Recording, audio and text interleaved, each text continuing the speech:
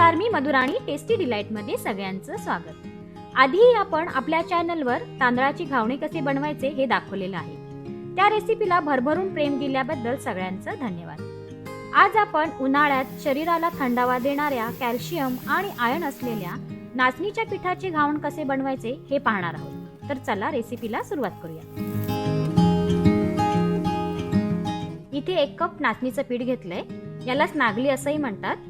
उन्हाळ्यात गरमीचं प्रमाण जास्त वाढतं, त्यामुळे शरीराला थंडावा देण्यासाठी नाचणीचे घावणे, नाचणीचे पापड, आंबील असे पदार्थ बनवून खाल्ले जातात। त्याच्यातच चवीपुरतं मीठ घालून थोडं पाणी घालून बॅटर बनवून घेऊया। नाचणीचं पीठ चिकट असल्यामुळे आधी थोडंसंच पाणी ऍड करून सर्व गुठळ्या मोडून घ्यायच्या आणि पुन्हा पाणी ऍड करून एकदम पातळ बॅटर बनवून घ्यायचं। तुम्ही याच्यात रवा, तांदळाचं पीठ सुद्धा घालू शकता, पण मी आज फक्त नाचणीच्या पिठाचे घावणे बनवणार आहे। ज्यांना डायबिटीजचा प्रॉब्लेम आहे त्यांना रोज रोज नाचणीची भाकरी खाऊन खूप कंटाळा येतो, म्हणून कधी कधी घावणे बनवून सुद्धा खाऊ शकता। इथे मला 1 कप नाचणीच्या पिठासाठी 2 कप पाणी लागलं आहे। याच्यात 1 टेबलस्पून ऑइल ऍड करूया। ऑइल ऍड केल्याने जेव्हा आपण घावणे तव्यावर पसरवतो तेव्हा ते तव्याला चिकटत नाहीत। कोणत्याही पिठाचे घावणे बनवताना ही टिप तुम्ही नेहमी यूज करा। हे बघा, अशी वॉटरी कन्सिस्टन्सी हवी आहे आपल्याला। बॅटर बनवून रेडी आहे, घावणे बनवायला घेऊया।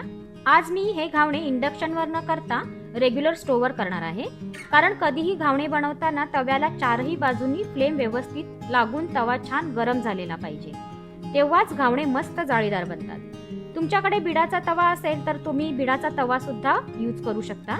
मी आज इथे नॉनस्टिक पॅन यूज करते। आणि कधीही बॅटर तव्यावर टाकायच्या आधी असं मिक्स करून घ्यायचं, कारण जेव्हा आपण बॅटर बनवून ठेवतो तेव्हा सगळं पीठ तळाशी जाऊन राहतं आणि पाणी वर राहतं, म्हणून प्रत्येक घावण बनवताना बॅटर मिक्स करून मगच तव्यावर पसरवायचं। तवा मस्त गरम झालाय, त्याच्यावर तेल सोडून असं उलथ्याने पसरवून घ्यायचं।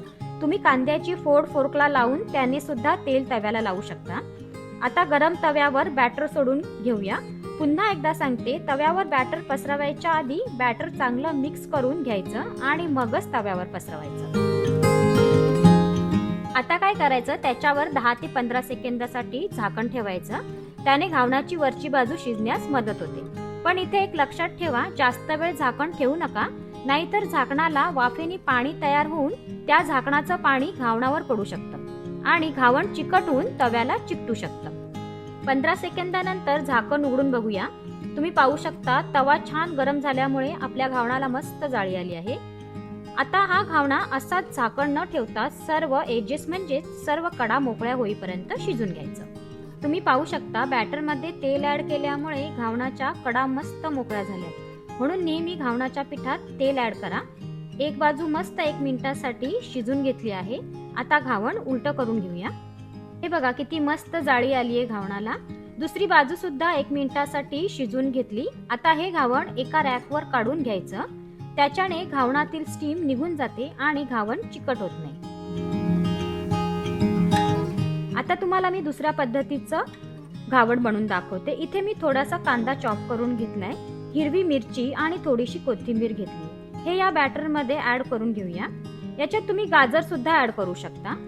कधी कधी मुलं नाचणीच्या पिठाचा कलर बघून भाकरी किंवा घावण खायला कंटाळा करतात, म्हणून त्यांना असं वेगवेगळ्या प्रकारे हेल्दी फूड देऊ शकता। आणि पुन्हा दुसरं घावण काढताना हे बॅटर असंच मिक्स करून घ्यायचं।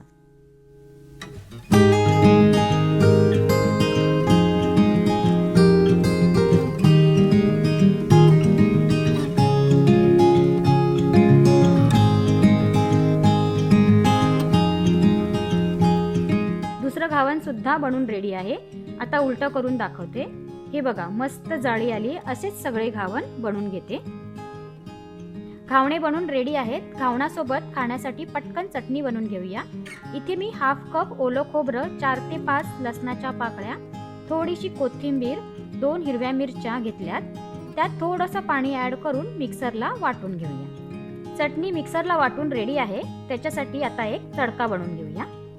तेल गरम झाल्यावर त्यात 1 टीस्पून उडदाची डाळ, 2 सुक्या मिरच्या, 1 टीस्पून राई ऍड करून राई छान तडतडली की त्यात 7 ते 8 कढीपत्त्याची पाने ऍड करून ही खमंग फोडणी चटणीवर टाकायची।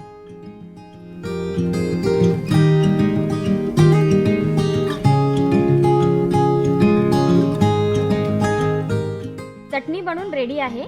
आणि हो, मी चटणीत मीठ टाकायला विसरले, पण तुम्ही नक्की टाका. नाचणीचे हेल्दी घावणे रेसिपी तुम्हाला कशी वाटली ते नक्की कमेंट करून सांगा. आणि आपल्या चॅनलला सबस्क्राईब करा. रेसिपी आवडल्यास लाईक शेअर करा. पुन्हा भेटूया नवीन रेसिपीसोबत. तोपर्यंत धन्यवाद.